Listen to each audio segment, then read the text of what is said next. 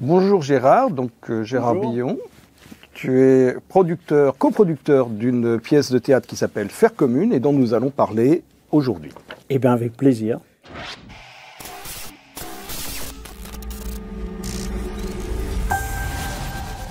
Gérard, donc tu pourrais te présenter en quelques mots. Tu es, je crois, président de la Bourse du Travail de Malakoff.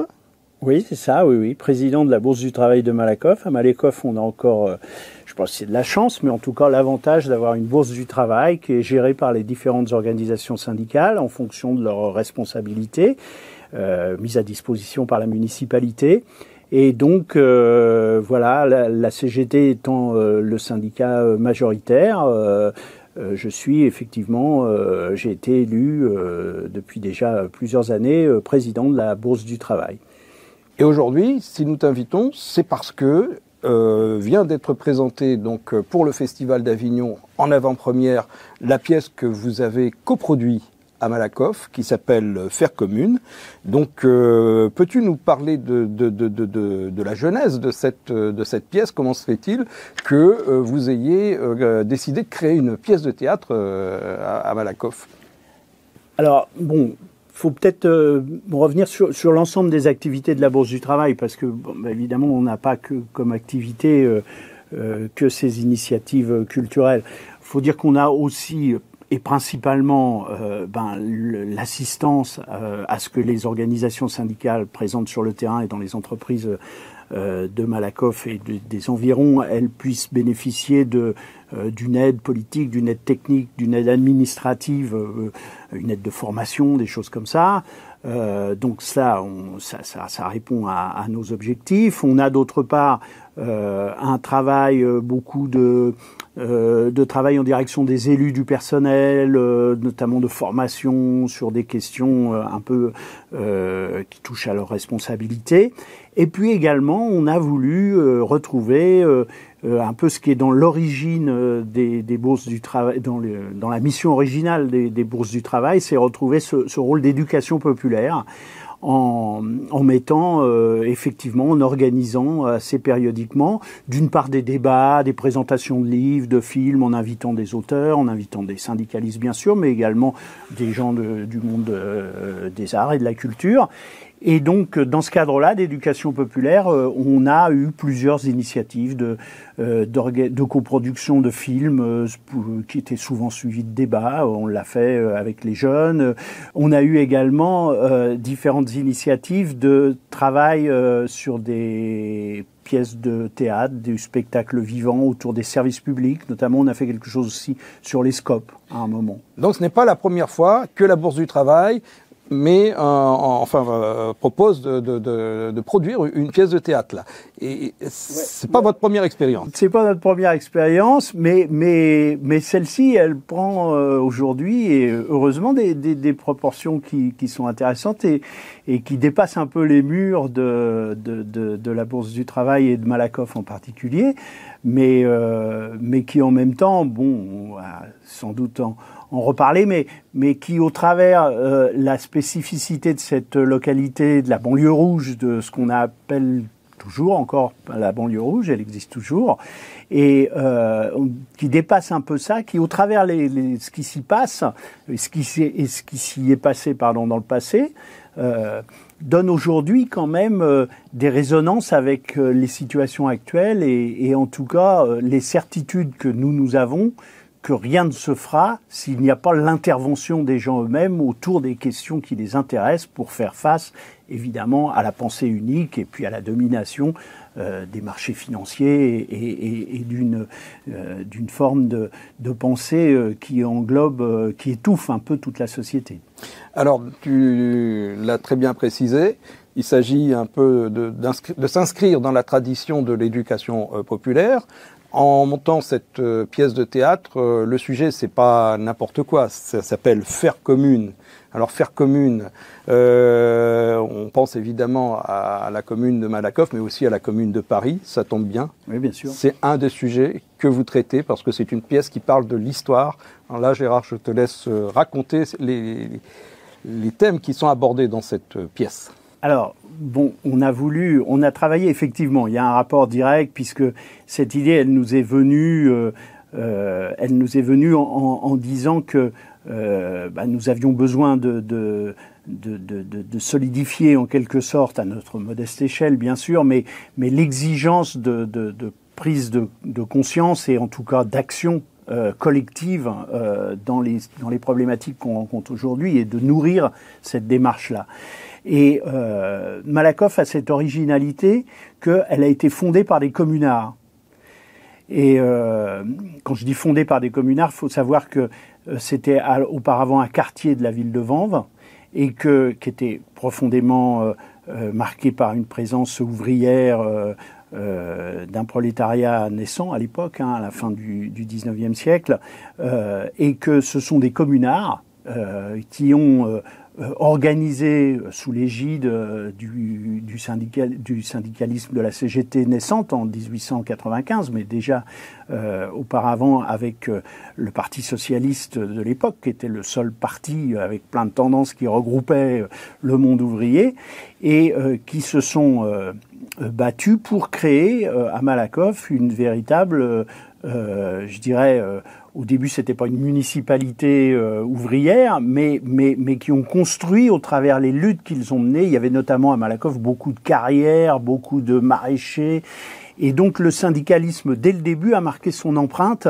au travers les revendications de ces gens-là qui voulaient vivre, qui voulaient acheter des maisons et vivre à la frontière de Paris. Il y avait encore à l'époque l'octroi, toute une série de choses qui marquaient un peu la bourgeoisie parisienne et qui l'isolaient donc de la périphérie, qui était complètement livrée à Malakoff à l'époque était une banlieue, je dirais, insalubre, où les gens vivaient dans des conditions absolument déplorables et étaient reportés là. Et c'est ces gens-là qui se sont rassemblés et qui ont créé ce qu'on a appelé plus tard la ceinture rouge, parce que ce qu'on trouve à Malakoff, on va le retrouver ailleurs, dans les différents départements à l'époque. Mais Malakoff, ça a la singularité que ça n'existait pas avant ce moment-là, et que c'est donc un pur produit idéologique de la Commune de Paris, ce qu'en fait quelque chose de tout à fait original.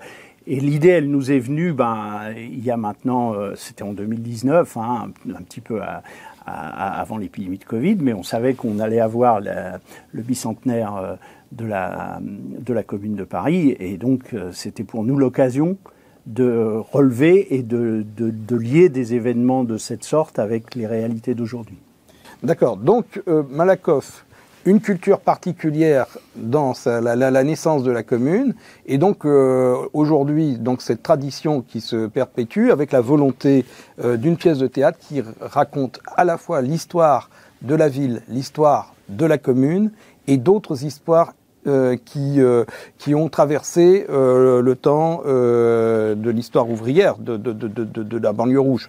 C'est pas un petit peu dévoilé, mais il y a trois, si j'ai bien compris, il y a trois éléments historiques que vous avez choisi de mettre dans cette scène, mettre en scène, dans cette pièce. C'est la Commune de Paris d'une part, le Front populaire, et puis les grèves des mineurs de 1963, si je me trompe pas.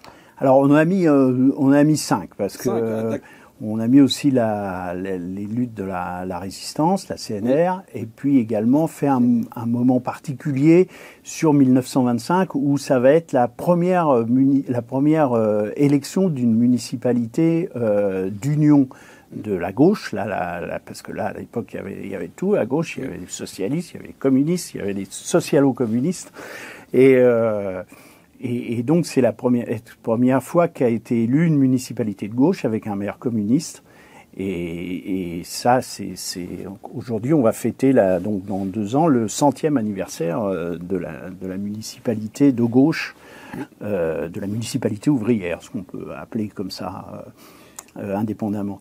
Et alors, ce qui est d'autant, ce qu'on a voulu faire également, c'est traiter de ces questions. Je vais revenir sur les différents moments, mais ce qu'on a voulu traiter de ces questions, c'est à Malakoff, on a eu un certain nombre de personnages importants qui ont marqué Alors, bien sûr, on en parle à des moments ou d'autres dans la pièce. Je pense à Léo Figuère, après, plus précédemment à des gens qui ont marqué sur le plan international, comme Henri Alleg, par exemple, ou Jean Clavel, qui est décédé récemment.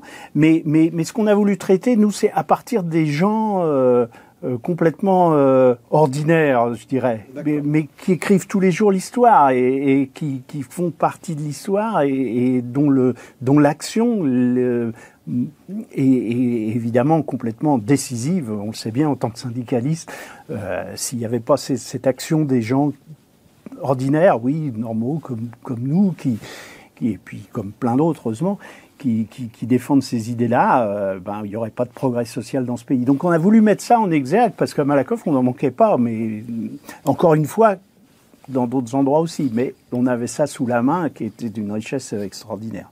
Alors, pour revenir, oui, la création de la ville de ville de Malakoff, oui. Et notamment l'intervention des communards pour en faire dès le début une municipalité et une ville en tout cas révolutionnaire, avec l'importance des coopératives, etc.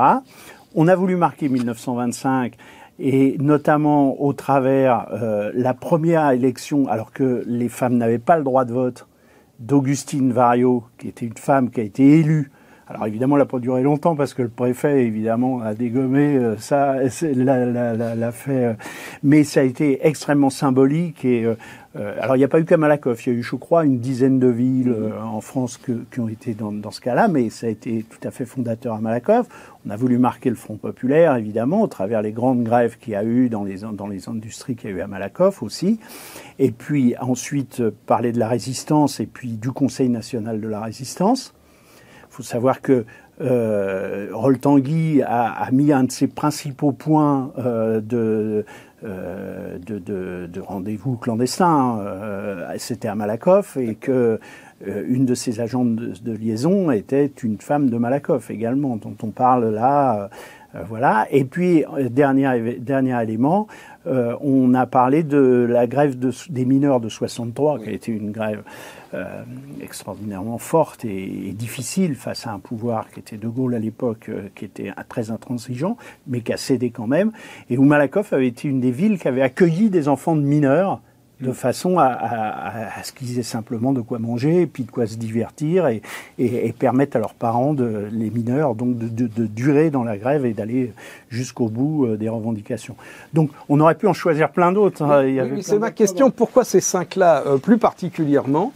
Et puis peut-être on fera un zoom ou deux sur ces périodes et ce qu'elles sont. Alors plus cela particulièrement parce que il nous semblait que c'était important dans la commande qu'on a fait quand on a travaillé avec la troupe, parce que après la troupe elle a fait sa création aussi en part à fonction de ce qu'on leur disait. Avant le spectacle, il y a eu multiples réunions entre nous pour à la fois que ils s'imprègnent bien de la démarche qu'on avait, mais en même temps qu'on leur donne toute liberté pour créer comme ils voulaient. Et de ce point de vue, je pense que c'est une réussite. Mais donc, on a pris ces événements parce que il nous semblait que ça faisait vraiment résonance entre ces actions concrètes à Malakoff, qu'on n'a pas inventées. Tous les personnages qui sont dans la pièce ont réellement existé. On les a trouvés dans les archives. On a fait des archives municipales. On a été chercher des témoignages, des documents, etc. C'était passionnant. Et donc, entre l'action de ces gens-là et particulièrement les résonances qu'il y a eu après dans la grande histoire. Quand on parle d'une occupation d'une usine en 1936, évidemment, ça permet à tout le monde de se retrouver avec nous, des générations qu'on n'a pas connues, mais dont nos parents nous ont parlé, etc. Donc on a pris des moments qui nous semblaient tout à fait, qui pouvaient parler à tout le monde en dehors de Malakoff. Voilà. Et en plus, qui illustrait bien ce qu'on voulait absolument faire passer dès le départ. C'est il y a cette phrase célèbre d'Édouard Glissant qui dit « Pense avec le monde, agis en ton lieu ». Et ça, c'était un peu notre mantra, quoi, de dire cela, au-delà de la pièce d'ailleurs. Alors on voit bien, donc effectivement, c'est donc 5 moments historiques que vous situez à l'interface de comment ça s'est passé à Malakoff et comment ça s'est passé, évidemment, puisque ça fait référence immédiatement à l'histoire de France et au-delà. Sur cette idée de faire ces allers-retours, mais ça a dû vous nécessiter des recherches importantes. Bien sûr, bien sûr. Alors, mais c'est comme je te disais, on a eu à la fois l'apport d'historiens, notamment d'une historienne, Catherine Bruyant, qui nous a beaucoup aidés, et puis également de militants, d'élus, d'élus syndicaux, d'élus politiques, de représentants d'associations extrêmement fortes à Malakoff. Bon, ça. Par exemple sur le logement, sur le secours populaire, au travers. Et donc, oui, ça a nécessité une grande, comment dire, un grand travail de recherche, et puis un travail à la fois très très intéressant, mais douloureux quelque part, parce qu'il y avait tellement de choses, des anecdotes qui sont remontées, il a bien fallu en faire une pièce, un spectacle d'1h20, et voilà, c'est ce qu'on a fait. Alors, ce qu'il faut préciser, c'est que dès le départ, oui. Ce spectacle, il était suivi d'un débat. Ah. Et c'est pas la version qui va être présentée à Avignon, parce que à Avignon, il n'y a pas possibilité de faire un débat derrière. Mais au début, c'est la même pièce, mais quand on arrivait à la fin, en 63, mais bon, on aurait pu continuer jusqu'à 68, et puis il y en avait d'autres, des événements derrière. Et encore une fois, Malakoff est riche d'initiatives qui touchent à l'internationalisme, à la paix, à des choses comme ça. On les aborde un peu dans le spectacle. Mais bon, voilà, fallait tenir là-dedans. Et le débat permettait après, qui était animé par un représentant d'une association qui s'appelle Démocratie Directe, je crois, et qui permettait après que les spectateurs qui voulaient restaient. Et puis là, pendant 1 heure, on discutait avec l'idée, d'après vous, c'est quoi l'idée sur laquelle on rassemble et qui va permettre aujourd'hui de faire avancer un certain nombre de choses qui répondent aux besoins populaires actuellement, quoi. D'accord, c'est-à-dire c'est des allers-retours entre cette histoire et qu'est-ce que ça nous donne aujourd'hui. Voilà. C'est quoi l'engagement citoyen aujourd'hui? Qu'est-ce que ça représente dans les conditions d'aujourd'hui? Et ça, de façon à nourrir, effectivement, le débat syndical, le débat de l'action, on voit bien comment ça se passe. Donc ça a été conçu comme ça, et surtout la fin a été conçue comme ça. Alors, bon, évidemment, je ne dévoilerai pas ici la fin qui sera maintenant celle de ce spectacle. Oui, alors, tu vois, l'un des épisodes, le dernier épisode, celle des mineurs de 63, moi je tenais à te dire, Gérard, que c'est quelque chose qui me touche, puisque je suis moi-même issu du Pas-de-Calais, mes parents. Donc on savait que la banlieue rouge et que quelques villes, pas seulement Malakoff, ont accueilli. Donc c'est quelque chose qui reste dans la mémoire collective. J'ai ramené, tu vois, ce numéro d'avril de La Vie ouvrière ensemble, où on relate à nouveau cet épisode de 63. Donc je voulais te dire que cela est vraiment touchant et que je ne sais pas comment c'est ressenti dans les débats ou les pièces, quel retour tu as par rapport à ça. Mais est-ce que dans les débats aujourd'hui, est-ce que ça serait possible d'avoir un tel élément de solidarité que des gens de leur banlieue parisienne viennent accueillir, je dirais, des gens de province qui sont dans une grande lutte? C'est quelque chose qu'on n'a pas vu depuis des décennies, ça. Ce que je dois te dire, c'est que bon, d'une part, ce que tu me dis, tu vois, je savais pas, mais ça quelque part, ça me fait plaisir parce que ça montre que on est bien dans ce qu'on voulait, c'est-à-dire qu'on réveille chez un tas de gens des souvenirs, des choses qu'on voit avec beaucoup d'émotion dans la pièce. Mais à la question que tu poses, moi je pense évidemment, bien sûr que c'est possible, mais c'est notre engagement de syndicaliste, je veux dire, il est là, il est dans aujourd'hui, tout est possible à condition que les gens se rendent compte qu'on est les plus nombreux et que c'est évidemment en faisant l'impasse sur un certain nombre de questions qui nous divisent, mais en se rassemblant sur ce qui nous rassemble et sur un fond qui existe, je dirais, fondamentalement, et on le voit bien dans le spectacle, c'est ça qu'on essaye aussi de porter, que dans le monde du travail, des fois il y a de la colère exagérée, mais enfin, à partir du moment où on peut considérer que la colère est exagérée, la colère elle est comme ça, il y a de l'irritation, mais on voit qu'il n'y a pas de calcul, on va calculer quoi, nous qui avons que le travail pour nourrir notre famille, non, et donc la solidarité, dès qu'il y en a un petit bout, je trouve qu'elle rassemble beaucoup de monde, et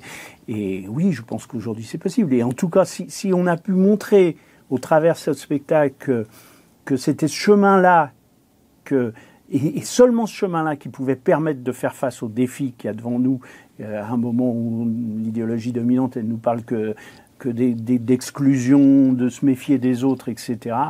Bon, on aura fait un boulot, on n'aura pas perdu notre temps, tu vois ce que je veux dire. Simplement une dernière question. Donc la première de la pièce, c'est bien le 6 juillet au Festival d'Avignon. Oui. Alors, on pourra le voir quand, comment, où? Alors, déjà, il y a un truc que je voudrais te dire, parce qu'on n'en a pas parlé, c'est qu'on a beaucoup parlé d'émotions, bon, de choses comme ça, et c'est un spectacle, effectivement, où il y a des moments d'émotion, mais il y a des moments où on se marre, franchement, parce que je trouve que je voudrais rendre hommage aussi à la compagnie Megaloship, à toute l'équipe qui s'est investie dans cette aventure. Il y a des moments où on se marre. Il y a tout au long du spectacle des chansons. Ça va du Grand Métinge du Métropolitain que tu connais, à la Fiche Rouge évidemment, qui résonne avec l'actualité d'aujourd'hui. On l'a pas fait exprès, mais ça va. Et je dirais des chansons d'une qualité. Les acteurs sont aussi les arrangements musicaux sont vraiment très beaux. J'arrête parce qu'on a l'impression que je fais la pub du spectacle. Mais je voudrais dire que voilà, c'est un spectacle où des fois on pleure, mais en même temps on rigole. La vie quoi, hein, comme elle est en ce moment. Alors on verra ça, oui. C'est pendant toute la durée du Festival d'Avignon, donc du 6 au 29 juillet, à 20h45. C'est une originalité également, c'est que ça se joue dans une des trois salles du théâtre des Trois Soleils, et que cette salle c'est une chapelle. On l'a pas du tout fait exprès, mais bon, je veux dire, ça donne un caractère à la pièce encore plus solennel.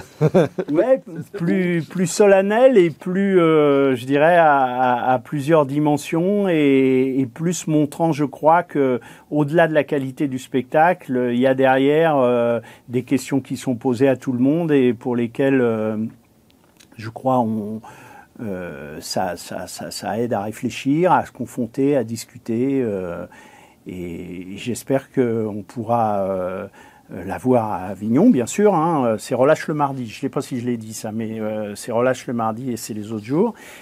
Mais j'espère que Avignon va permettre, comme c'est son rôle un peu, d'après ce que j'ai compris, maintenant que je suis coproducteur de théâtre, je voudrais aussi dire que c'est possible parce qu'il y a toute l'équipe de la Bourse du Travail qui, là encore une fois, tous syndicats confondus, a marché dans le projet et puis qui permet aujourd'hui de faire ça là-dessus avec d'autres acteurs, avec la ville de Malakoff qui nous soutient, la maire Jacqueline Bellhomme, et donc voilà. Donc, mais on espère aussi que l'aventure va pas finir à Avignon, et que beaucoup de gens, beaucoup de militants syndicaux, militants politiques, d'autres choses évidemment, pourront voir cette pièce s'il y a des organisateurs que ça intéresse de le voir. Je le redis encore une fois, un peu au début, on avait un peu l'idée, on va le jouer à Malakoff. On l'a joué à Malakoff, hein, ça a vu du monde à Malakoff, et un peu à Paris, et puis un peu ailleurs. Mais on se disait, est-ce que ça va intéresser d'autres gens? Mais là, maintenant, on en a la certitude, on l'a encore eu hier soir au travers de cette avant-première, c'est que des gens qui n'ont jamais entendu parler de Malakoff de leur vie, mais ils y ont quand même trouvé des histoires, ça les a touchés quand même dans le plus profond de ce qu'ils avaient, de leur mémoire, et peut-être de la volonté d'aller de l'avant sur des questions sociales plus terre à terre et plus ce qui nous occupe aujourd'hui. C'est ce qu'on espère. Bien, merci Gérard, et merci donc rendez-vous au théâtre.